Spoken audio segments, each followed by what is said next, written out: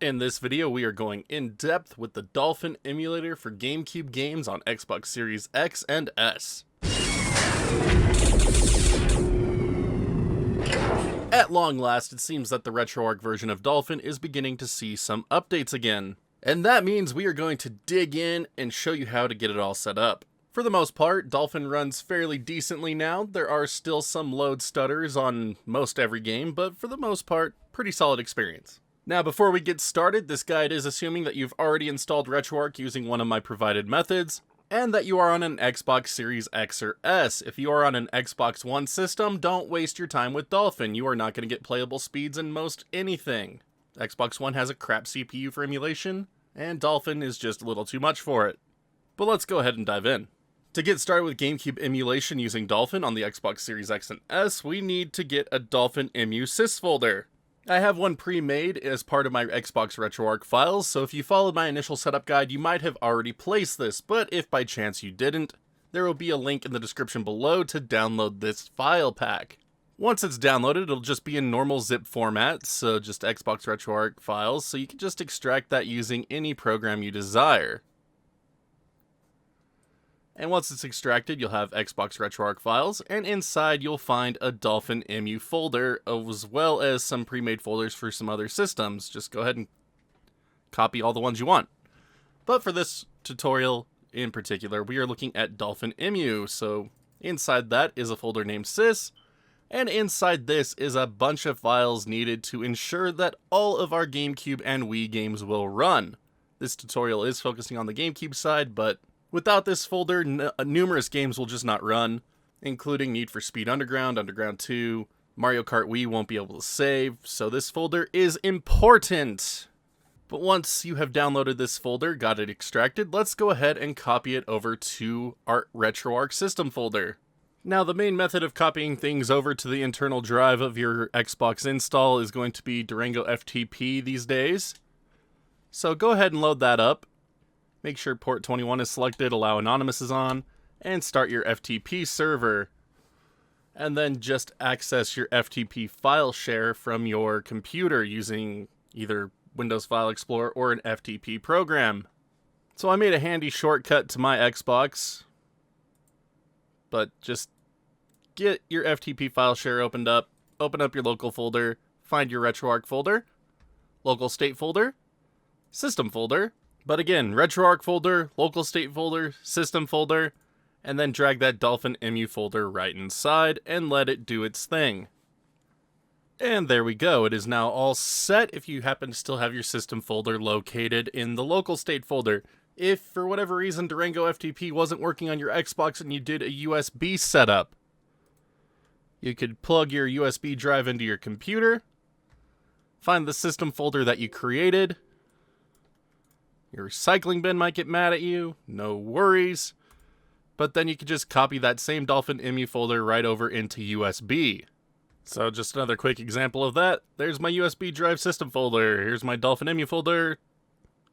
Let it do its thing. But once you have the Dolphin emu folder placed in your system folder, whether that's on the internal drive or USB, whichever method you are using, we can move on to our game setup. Now let's talk about GameCube games. There are a number of formats that Dolphin supports, the most common of which will be GCM and ISO for GameCube. They're essentially the same thing, just a different extension name. GameCube Homebrew will typically be in DOL format. You might also find compressed formats using CISO or GCZ.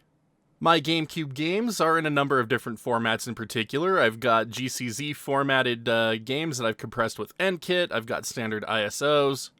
I don't have any CSO GameCube games anymore. I went with NKit from this point forward. So if you're interested in compressing your GameCube games, because they are all just a standard like 1.4 gig disk by default, even though all that data isn't being used. As you can see, Mario Kart can compress down to just under 400 megabytes. So if you're interested in saving some space on your drives, you can download NKit. I'll have a link to the GBA temp NKit download here in the description below. But once you have that downloaded, just get it extracted. Open up the NKit folder, open up the NKit processing app, And now we are going to select the mode, and we want to convert these over to NKit ISOs if you don't want to have further compression, or if you want to compress them, you can use GCZ. I use GCZ myself. Once you've selected the format you're going for, just go over to your GameCube games, and then just go ahead and select the ones that aren't already in your preferred format here.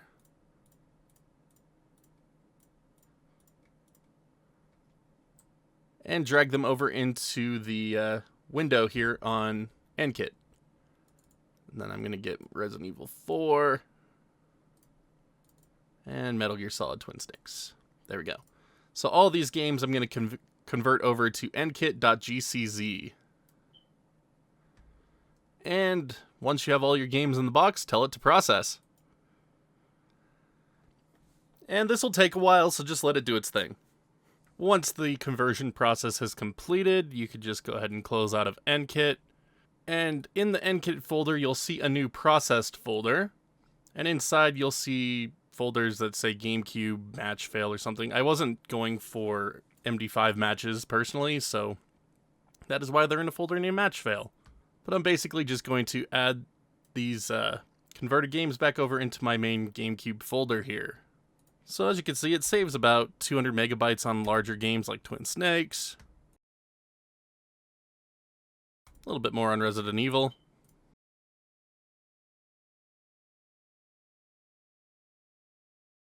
But just a decent chunk of space saved on games that take up more room than they should.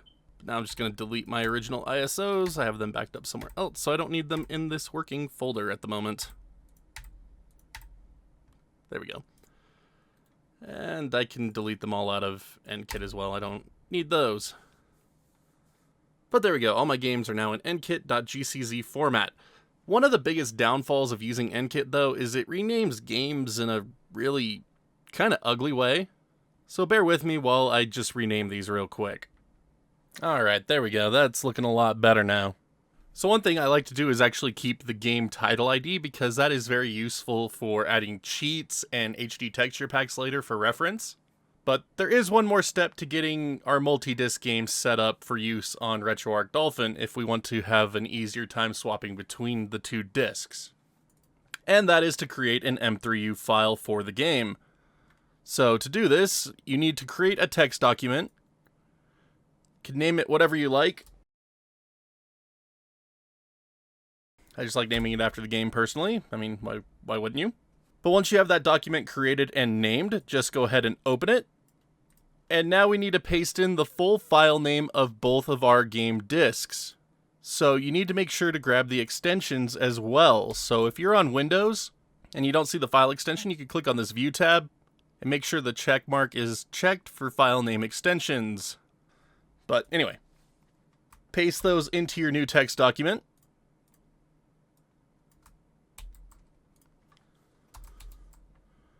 And once you have them, press save. And then you can close out of it. Now we just need to rename the extension from .txt to M3U. And you might get a pop-up saying, hey, you're changing the extension. We're saying, yes, we know. There we go. Metal Gear Solid Twin Snakes is now ready to go. So I'm just going to do the same thing for Resident Evil. New text document. Resident Evil 4. Open it. Copy in the full file names.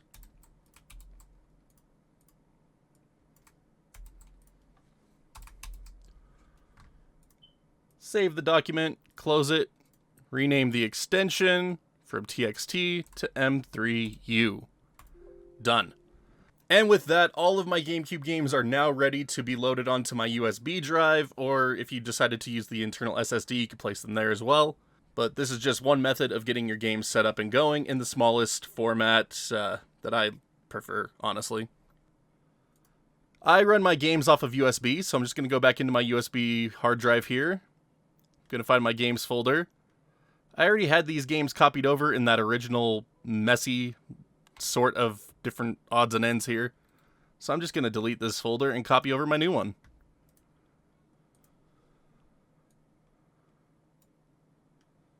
And then just let it do its thing. Now, if you are running your games off of the S drive, You could go back into your Durango FTP file share, go back into the root, find your S drive, program files, Windows apps, find your Retroarch folder, the one with x64 at the end, find the games folder you created, and then you can drag your games right on into that. And then just wait for the transfer to finish, and we're ready to move on to the next step. And with those file shares out of the way, I'm just going to close out of everything for the time being, take my USB hard drive out of my computer, put it back in the Xbox. So now back on the Xbox, if you were using Durango FTP, you could just stop that server and exit out of it. And now we could just boot into Retroarch. And from here, we're free to begin loading up GameCube content. So one method of doing so is to go down to Load Content, find the directory where your games are stored if you're using a USB drive. Under Dev Mode, they're typically under E. You can go to your Games folder, find your GameCube games, select a game, and if they're in GCZ format, it should automatically run them. If not, select the core, tell it to run. For using USB under Retail Mode, those are typically found in the D drive. Or if you stored your games on the internal SSD in Dev Mode, you'll find them under S, Program Files, Windows Apps, find your Retroarch folder with the x64 at the end, find your Made Games folder, find the game folder, choose game, tell it to run.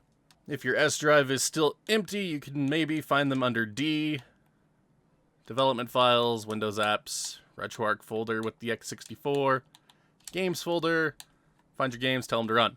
Now, I don't personally care for this method. I like to make playlists instead, so one method of doing this is to go down to Import Content, and with GameCube, we can actually use the scan directory command. So I'm just going to tell it to scan my GameCube games directory under my USB drive. Navigate to the folder where your GameCube games are stored, and tell it to scan this directory.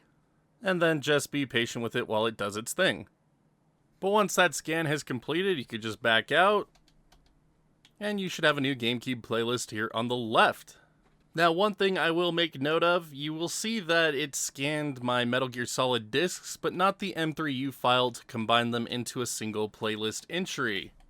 So for these two games in particular, I'm just going to remove them from my playlist real quick.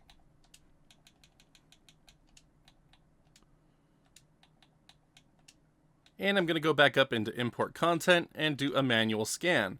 Now I'm going to choose my content directory. This is where your GameCube games are stored. And tell it to scan this directory. System name, I'm going to press right on my D-pad to go down to Nintendo, and I'm going to find Nintendo GameCube. Default core, I'm going to press right on the D-pad to go down to Nintendo again and find Dolphin. So Nintendo/GameCube/Wii, Dolphin. And I'm going to put in a file extension for M3U. That way it only scans those M3U files that I created and not any of the other games that were previously scanned. And now that I have those set, I'm going to start the scan. And now when I go back over to my GameCube playlist, I have a playlist entry for Metal Gear Solid Twin Snakes and Resident Evil 4. Now, one other thing that might be of interest to you, since we can use the scan directory for GameCube playlists, is the ability to download box arts. So if you go back up to the main menu, go to the online updater, playlist thumbnail updater, you can select our GameCube core, and it should find box arts for most of the games. I know for a fact it probably won't find Resident Evil 4 or Metal Gear Solid Twin Snakes because those are manually named and won't appear in the database correctly. But it is able to find a good chunk of them. For any that it doesn't, I will go over how to get them added in on a different video. But with all this initial prep out of the way, we can now begin loading up GameCube games. So I'm just going to start with Need for Speed Underground, because if it works, you're golden. If it doesn't, you might need to delete a config file or two.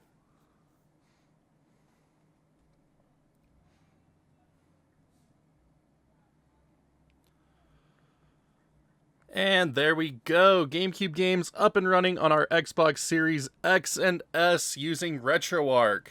Again, if you don't place that Dolphin EMU folder correctly, games like Need for Speed Underground will not load at all, so that is one of the reasons why I love using it as my test game here. But there you go, as you can see, running pretty solidly on the Xbox, even under default settings. But now let's talk about changing discs within the Dolphin core. There aren't very many multi-disc games on GameCube, but there are a few, so learning how to swap them is very important. So for this demonstration, I've loaded up Resident Evil 4 Game Disc 2, and it's asking me to insert Resident Evil 4 Game Disc 1. So to swap discs, we do need to change some settings within Retroarch to accommodate it.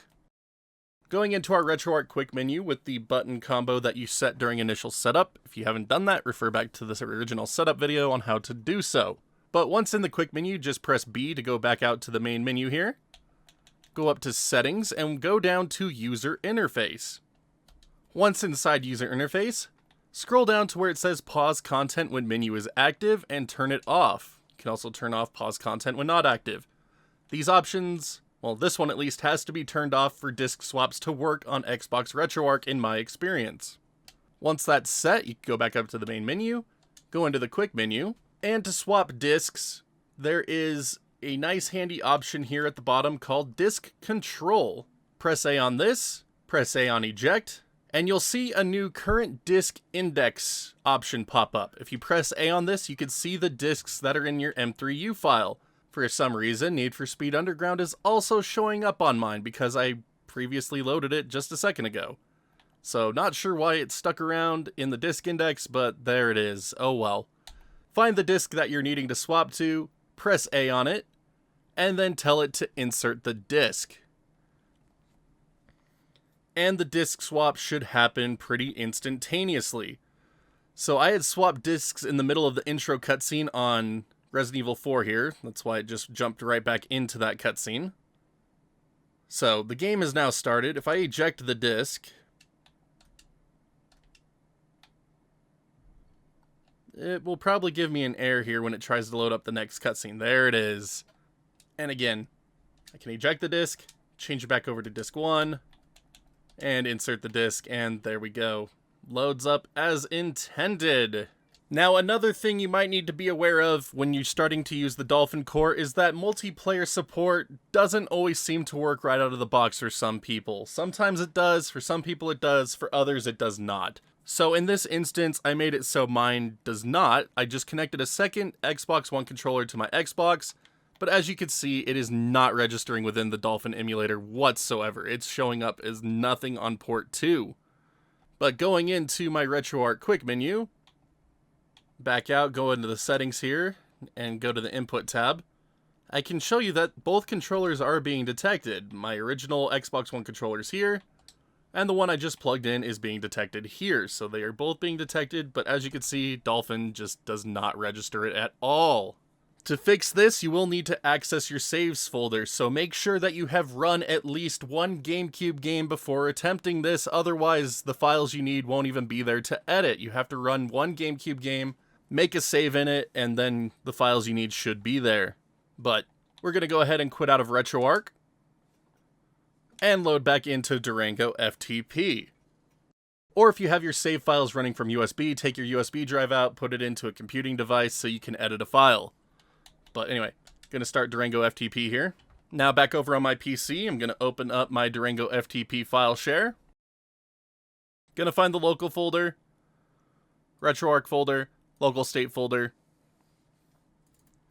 saves folder, and if you're storing your game saves on the internal SSD, you'll see a folder here named user. I have that folder on my USB drive instead, so we're just going to use that as my example. So anyway, inside the user folder, you will see a config folder here. And we are looking for dolphin.ini. So copy this over to your computer and open it up in a text editor. On Windows, you could just right click and click on edit. Now, this is a bunch of settings for Dolphin. The ones we are looking for are these SI devices. So SI device 0 is port 1. That is set to 6. As you can see, SI device 1, 2, and 3, which are port 2, 3, and 4, are set to 0. So if we change these all to 6, that will re-enable ports 2, 3, and 4 for multiplayer use. Once you have that edited, save it, and then copy it back over to your Xbox. And so same deal if you're running from USB. Plug the USB drive into your computer, open the Dolphin INI folder, make those changes. Then plug the USB drive back into your Xbox. And now within the Versus menu, I can choose my first character here. And now my Player 2 controller is working as intended, and you can see that ports 3 and 4 are being detected as actively plugged in, even though I don't have a third or fourth controller. But that means they will work if I had them. But as you can see, I can now move both of my playable characters. So for those of you having issues with multiplayer, that is your fix. Alright, but let's now go ahead and talk about some of the advanced core options available to us for GameCube games within the Dolphin core. So going into our Retroarch quick menu, scroll down to Options. Our first option is Renderer, do not touch this. Next up we have Internal Resolution, and this is the resolution that your GameCube games will render at. By default, this is set to 1x. That gives you the best performance and best overall visual compatibility. But hey, this is emulation. We can crank this sucker up. Dolphin supports all the way up to 6 times rendering resolutions. I personally don't really go above 4 for most things. Crank it up as high as it'll go. If you start getting lag where there wasn't lag before, just pull it back down. Now, some of you might be wondering why when I go up to 3x resolution, it has a bunch of black borders around the screen. That's because I have integer scaling turned on, so the ×3 resolution can't be integer scaled on my display properly, so it just puts black borders around it. And that's why when we get to a more native 4K resolution like ×4 here, it's just tiny little black borders on the bottom and top. But 2x and 1x can scale up pretty far. For me personally, I typically stick to 2x, just gives a nice visual boost while also maintaining good speed without having to really worry about it. Again, check this on a game-by-game basis. Next up is a Wii-specific option, so we're going to skip that and go straight to the widescreen hack. This is an internal hack for Dolphin that tries to render your games in widescreen. Results on this can really vary. If you're going to try to do widescreen hacks, I recommend just using Gecko codes or Action Replay codes instead of using this option. It's not the greatest. Next up, shader compilation mode. By default, this is set to sync, and by default, you'll notice little stutters every time a new effect displays on screen. This is just standard Dolphin. On the PC version of Dolphin, Uber shaders came out a good number of years ago to help combat these shader stutters. Now on Retroarch, these still don't work quite right or as intended. That being said, they actually do appear to be having an effect now, unlike before. Not much of one, mind you, but some games do still seem to benefit. So, for me personally, I've been using async Uber shaders. At least they are not detrimental like they used to be in previous builds of Dolphin. Again, they're still not quite where they're supposed to be. Next up, wait for shaders before starting. I like to turn this option on now that it works. So this will increase startup times a little bit, but it should also help combat shader stutter. Progressive scan mode, you can leave this on. If you are playing PAL games, you can enable PAL 60 modes. Next, we have anisotropy filtering. You can crank this up to 16x. Do note that when you crank this option up, you might experience some texture tearing in certain titles, so do be aware of that. If it happens, you can just turn it back off. Leave scale DFB copy on. Next is force texture filtering. I tend to leave this option off. It's caused issues on certain games. It kind of gives the same results as turning up the anisotropy filtering, so this one isn't broken as much anymore, it seems. Skip over store EFB copies on GPU. Texture cache accuracy, this is set on a per game basis by the INI files that we placed earlier. GPU texture decoding, you can turn this on or off. I haven't noticed much of a difference either way. You may notice that some games won't load initially when you first turn it on. Just quit out of Retroarch, go back in, and try to reload them. It typically fixes it. Next, we have a number of game-specific options that typically get set by the game INI, but if for whatever reason they don't, you can change them here. This is where a resource like the Dolphin Wiki is very helpful. You can go in, find the game you're playing, and see if there's any settings like bounding box and all that you need to change. Link to this wiki will be in the description as always. And our next option is to load custom textures, and this is a very hit and miss option on the Xbox version of Retroarch. There are certain games where custom textures do work and other games where they do not. But let's go over the setup process for these real quick. Step 1, turn this option on. and then just quit out of any GameCube content that you're running as you turned it on. And then we're just going to go ahead and quit out of Retroarch. Now, I recommend that you are running an S drive install or using USB for your saves folder to do HD texture packs. They can be quite large and take up a lot of space, and if you're relying on the 30 gigs of internal space that you're given through a Q drive install, such as retail mode, you can run out of space really quick. If you load back into Durango and start up your server, you can access your Xbox's file share and go into your local folder, Retroarch folder, local state folder, saves folder, and you should see a user folder. This is your Dolphin save folder. And to load up custom textures, you're looking for the load folder, textures, and then you will put custom texture pack folders inside of it.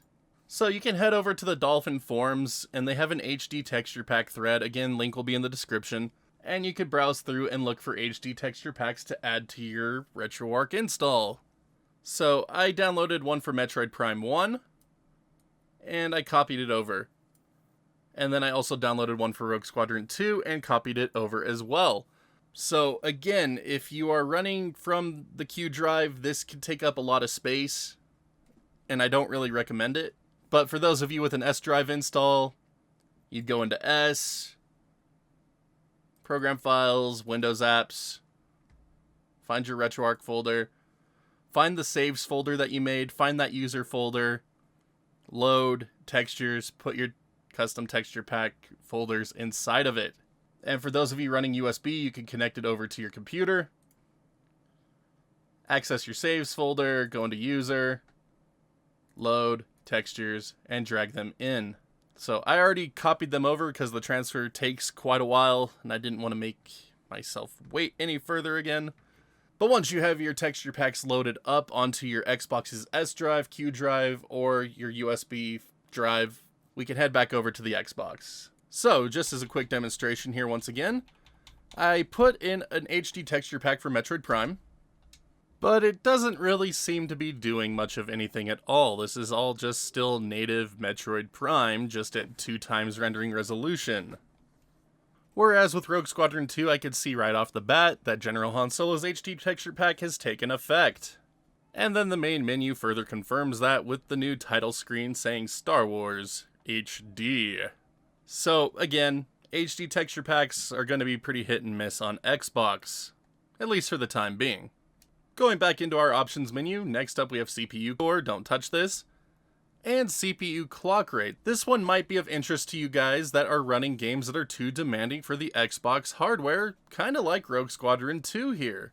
This lets you drop the emulated CPU speed to ease up CPU resources on the Xbox Series X hardware, and while you will lose out on some FPS on your game titles, it will make it so the audio no longer stutters, which can be a nice trade-off. So depending on the game, you might need to go as low as about 50%, but for the most part, you won't need to use this option. This is only for the truly demanding games like Rogue Squadron 2 and 3, and certain Wii games and stuff.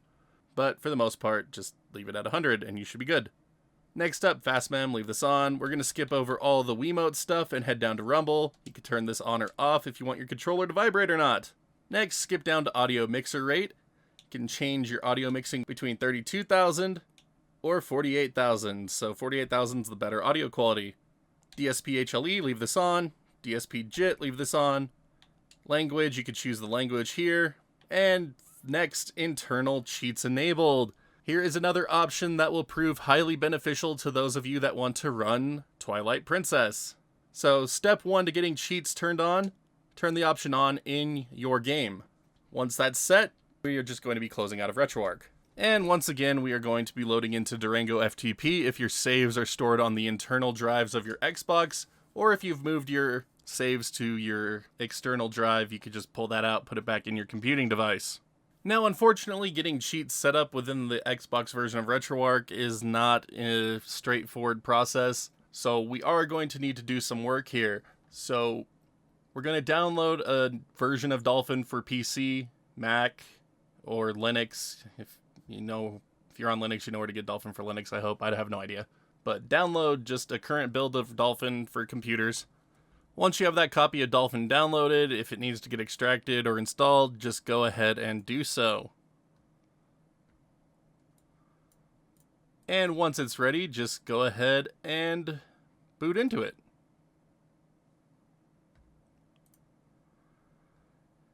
And now we just need to tell Dolphin where our GameCube games are being stored. So just double click on it, and I'm going to point it towards my USB drive where I have my GameCube games. And it will populate the list with my GameCube games here, except for my 2-disc games because they're in a subfolder. So I just need to go into config, interface, no, paths, there we go. Search subfolders, there we go. So now I can see Metal Gear Solid 2, or Bolt Disc Metal Gear Solid, and Bolt Disc Resident Evil 4. But anyway, to get cheats for your GameCube games, you can right-click on a game, go to Properties, and you'll see that there's patches, AR codes, and gecko codes. These are the 3 important tabs for your cheat codes. So for Double Dash here, I'm going to tell it to have everything unlocked. Extra speed. Press Z to jump. Why not? And if your game uses gecko codes, you can tell it to download codes here. It might not find anything, or it will find different things. So, I mean, there's 2 forms of codes, action replay and gecko. Always good to check both on different games. Some games might not have action replay codes, but they'll have gecko codes. And then you could also add in your own codes by clicking the add new code, name it, put in the code there. So this is where you would put in things like widescreen hacks. But once you have all the codes turned on that you wanted, you could go over to game config, and you'll see right here there's a tab named General and a tab named Editor. So in the Editor tab, we want to navigate down here to User Config, and you'll see this button here that says Presets. Click on that. You'll see this one that says Editor. Click on Open an External Editor, and this will open up a notepad for Windows users. I don't know what it does for Mac or Linux users, unfortunately. But you'll see that we have different codes enabled here. And I'm just going to delete these gecko codes real quick. I don't need them for this. But once you have your cheat codes turned on, you can save this text file. Don't change the name, but save it to your desktop for now. So there we go. There's my Mario Kart Double Dash cheat file. Now I want to do the same thing for Twilight Princess to get the Hyrule Field speed hack so the game doesn't run in slow-mo. So I'm going to right-click on it, Properties, Patches, Hyrule Field Speed Hack. I'm going to enable that one.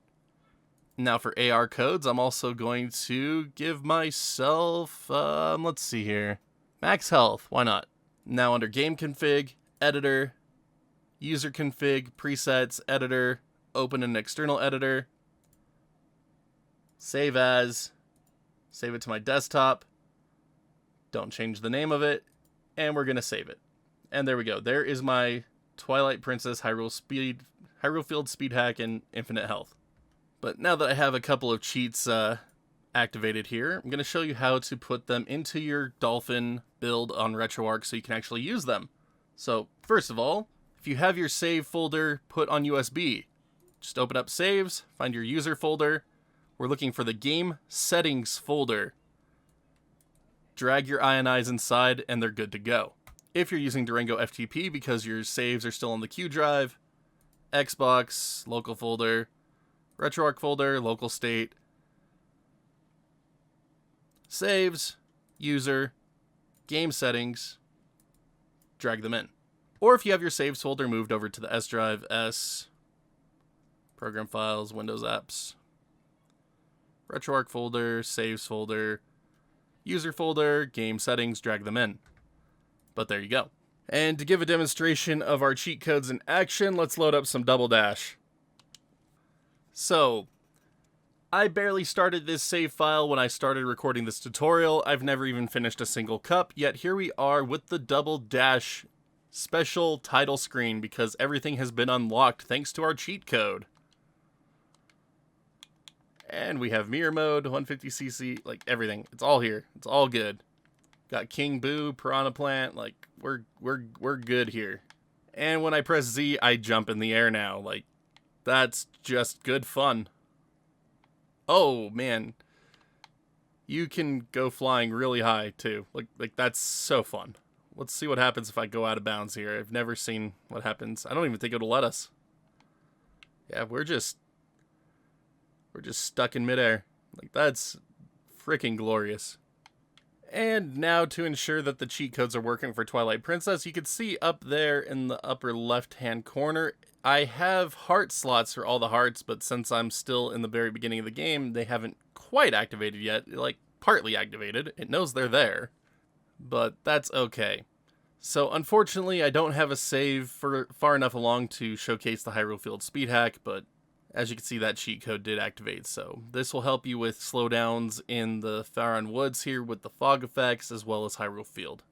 And make Twilight Princess perfectly, well, I don't want to say perfectly since I haven't played through it myself, but it should become a more enjoyable experience for you on Xbox Series X and S. Now, unfortunately, if you do want to change up the cheats that you have enabled, you have to go through that entire process all over again on the computer side.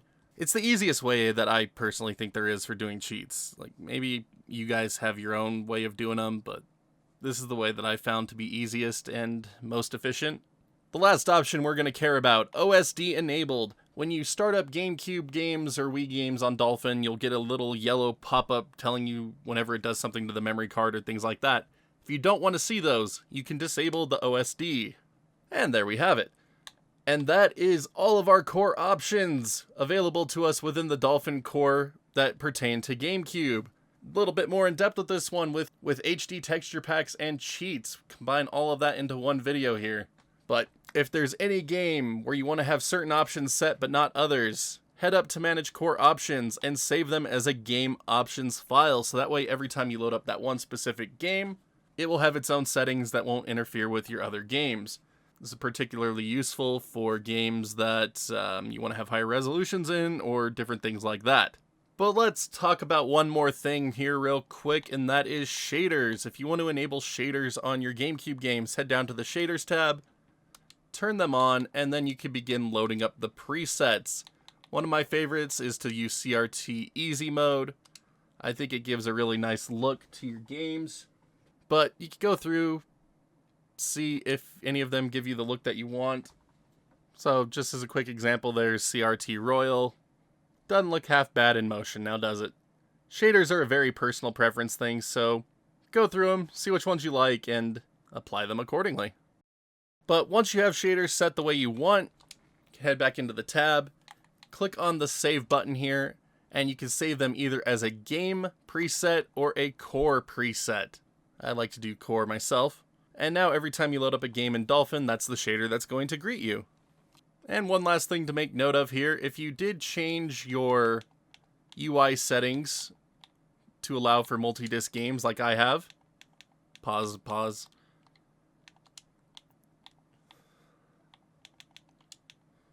You can save those as core overrides. That way if you decide to change those options for different cores, it won't affect your Dolphin core set.